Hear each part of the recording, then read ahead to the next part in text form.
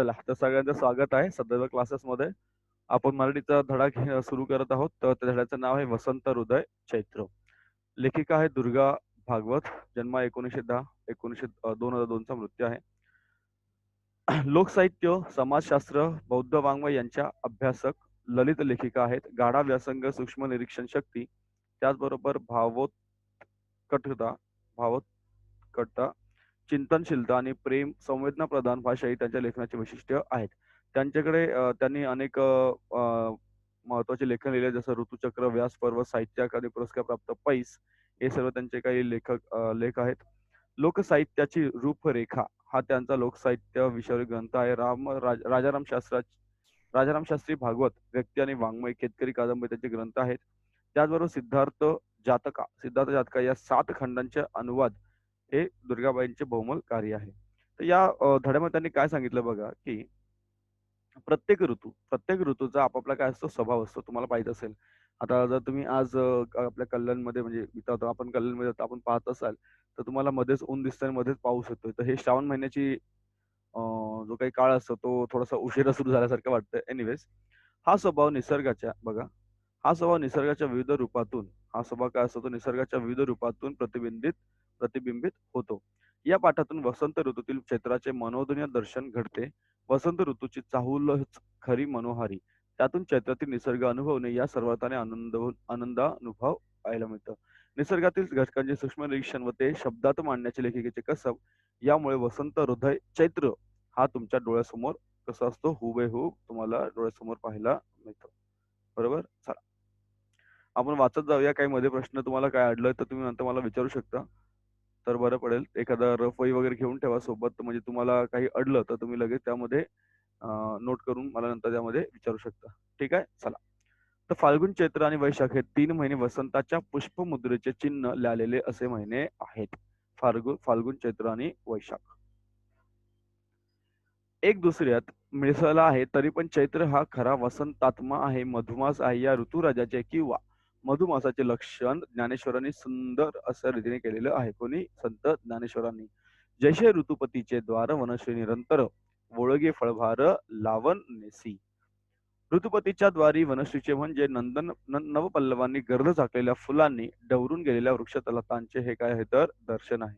हे दर्शन तर फाल्गुनातच घडते. मग मधुमासाचे वैशिष्ट्य कक्षात आहे.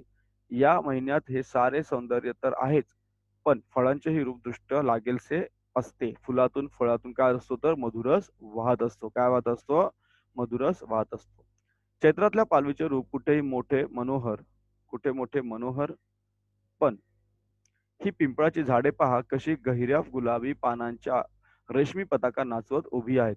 जुनी पाने गळता गळता नवी येत होती, म्हणून शिरीषासारखी ही पालवी पहिल्याने डोळ्यात भरत नव्हती. पण सर्व नवी पाने आल्यावर खरोखरच उन्हात जेव्हा भडक गुलाबी पाने चमकतात, तेव्हा जणू काही सुंदर पुष्पांचे गेंदच या झाडावर फुलले असे तुम्हाला वाटत आहे. बघा, तुम्हाला जुनी आणि नवीन पानं लगेच जाणवतात. हे कधी होतं तर चैत्रामध्ये होत असतं. इतर झाडांची पालवी फार लहान असल्याने फार हलत नाही, पण या पानांची सारखी सळसळ होत असते.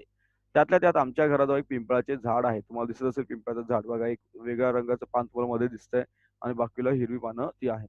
हे तर फार भारीचे दिसते. त्याच्या मधुमालतीची प्रचंड वेल आहे.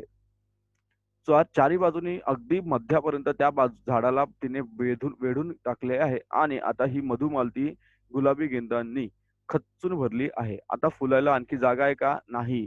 अशी दाटी पिंपळाच्या तांबूस पानांची आणि या गुच्छांची झाली आहे. आणि नुसतीच पालवी नाही, तर हिरवी फळे सुद्धा तुम्हाला दिसत असेल मागे. हिरवी फळे सुद्धा या इतर झाडांप्रमाणे याच्या फांदीला ओळीने चिकटून बसलेली आहेत. कुठल्या झाडाची? तर पिंपळ झाडाची.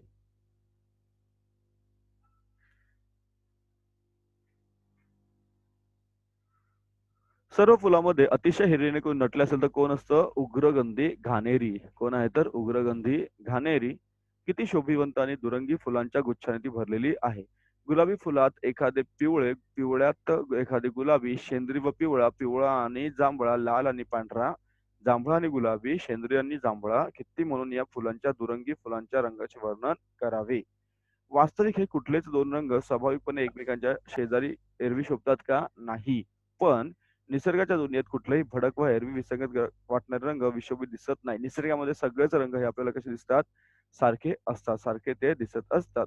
उलट एकमेकांची ते शोभा वाढवत असतात. काय वाढवत असतात? एकमेकांची ते शोभा वाढवत असतात. बघा तुम्हाला दिसत असेल या बाजूला घाणेरी.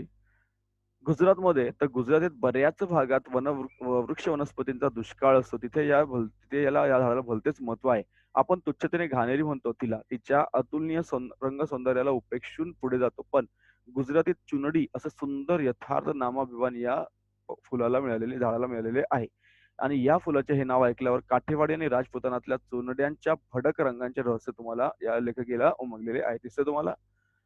भडक विशोभित रंग म्हणून त्याची पुष्कळदा कुचेष्टा केली जाते. जी रंगाची मिश्रणे आम्ही आमच्या वस्त्राभरणात कटाक्षाने टाळतो, तीच या लोकांनी शतकानुशतके निसर्गाच्या प्रेरणेप्रमाणे शिरोधार्य मानली आहेत. भडक रंग आपल्याकडे सहसा आपण वापरत नाही. तुम्हालाही माहित असेल, सहसा जास्त भडक रंग वापरत नाही. परंतु हे जे काही लोक आहेत गुजरात किंवा राजस्थानचे, तर हे लोक या ठिकाणी हे वापरतात. भारतीय रंगाभिरुचीचे मूळ प्रादेशिक वातावरण नैसर्गिक आविष्कारात असलेले पाहून मोठे नवल वाटते. तसेच आता बघा माडाची झाडं. तुम्हाला माहीत असेल माडाची आणि सुरमाडाची झाडे पहा.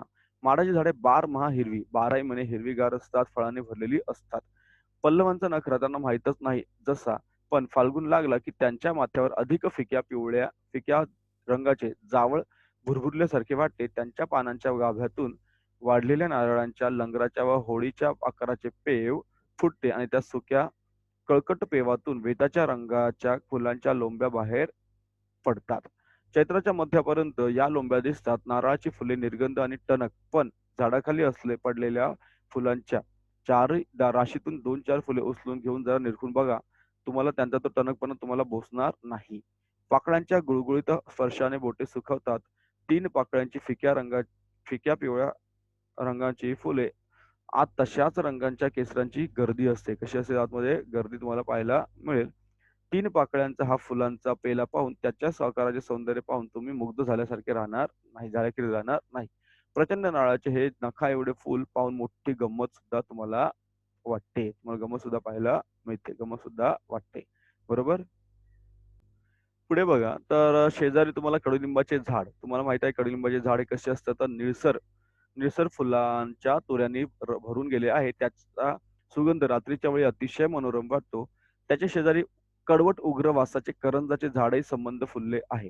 करंजाच्या फुलांचे रूप अलौकिक असते. अगदी नखा एवढी कळी करंजीच्याच आकाराची पांढरी हिरवी पण फूल उमलले की किती निराळे दिसते. आत एक निळी जांभळी नाजूक सुंदर कळी आणि तिच्या डोकीवर अर्धवर्तुळाची पांढरी टोपी. जणू काही टोपडे घातलेला बाल घनश्यामच या फुलांच्या रूपात अवतरला आहे असं लेखक म्हणतात. रस्त्यावर पडलेल्या या फुलांचा खच फार कसा असतो रमणीय असतो. बोल स्वयं काय झालं? चैत्रातल्या पर्णशोभेचे व फळशोभेचे वर्णन आंब्या फणसाशिवाय पूर्ण होणारे का नाही. वसंताच्या पोशाख अखेरीपासूनच मोहरून सहकार करणारे हे आंब्याचे झाड लांब लचक देठांना लागलेले कैऱ्यांचे हिरवे गोळे वाऱ्याबरोबर झोके घेत असताना किंवा पोपट किंवा कावळे एक मिनिट हा पाडाला लागले आहेत की नाहीत हे पाहण्याकरिता त्यांना चोचीने प्रहार करतात. पण मोठी फौज दिसते. गावाबाहेरच्या झाडातून कोकिळांचे कुजनही बहुधा याच झाडांवर चालत असते. कैऱ्या जून झालेले कैऱ्या जून झालेल्या असतानाच एकीकडे पाने झडत असतात. पण झाड वृक्ष कधी दिसते का नाही. चैत्रात याही झाडाला पालवीचे घोसच्या घोस लागतात आणि कैऱ्यांबरोबर तेही झोके घेतात. तुम्हाला दिसत असेल आंब्याचं झाड बघा डाव्या बाजूला. मागातले मोहरांच्या झुपक्यांनी भरलेले व सुगंधाने दरवळलेले झाड सुंदर एक मिनिट हं. दरवेळी झाड हे आताचे आहे हे सांगणं मात्र कसं असतं कठीण असतं. हे सांगणं मात्र कसं असतं तर कठीण असतं. पुढे बघा फणस तुम्हाला या ठिकाणी दिसत असेल आणि फणसाबद्दल सर्वांना माहित असेल. कोकणातल्या लोकांना जास्त माहित आहे. त्याला नजर भरण्यासारखी पालवी नसली तरी तेही टवटवीत दिसते आहे आणि त्याची फळे पायापासून डोकीपर्यंत लादली गेलेली नजरेत भरत आहेत. फणसाला फुले धरत नाहीत पण पौष माघात त्याला हिरवे कोके येतात. काय येतात? कोके येतात. फुगीर मिरचीसारखे असतात. मग एक एक कोका दुभंगतो. वरचे टरफल तपकिरी होऊन गळते. आतला हिरवा फणस गुळगुळीत तुकतुकीत असतो. मग आणखी काही दिवसांनी त्यावर खसखशीसारखे बारके दाणे दिसू लागतात. ते दाणे वाढून पांढऱ्या किडीसारखे तंतू बनतात. त्याच्या खालून काटे वाढतात आणि तेही तंते तंतू गळले, की संपूर्ण अवयवांनी युक्त असा आकाराने मुसुंब्या एवढा फणस तयार होतो. अगदी बुंध्यापासून ते धरत असतात. तुम्ही बघितलं असेल फणस कुठे झाडाला असतात ते. कधी-कधी फळं अर्धे मातीत पण गाडले गेलेले तुम्हाला पाहायला मिळेल. रूपस सॉरी रूपरस गंधमय अशा या चैत्र मासाची शोभा झाडावरच्या काही बांधल्या जाणाऱ्या आणि काही बांधल्या गेलेल्या पक्ष्यांच्या घरट्यांनी पूर्णत्वाला येते. तुम्ही बघितलं असेल खूप वेगळ्या प्रकारची घरटी आणि वेगळ्या प्रकारचे पक्षी तुम्ही पाहिले असेल त्याच्या घरटी वेगळी असतात. प्रत्येकाचं एक वेगळं वैशिष्ट्य असतं. लोमत्या आकाराची असतात, तर काही वाटोळी चेंडूसारखी, तर काही पसरट गोल अशी, काही काळी कबरी घरटी वसंतातल्या चित्रलिपीतील सुंदर विरामचिन्हे वाटतात.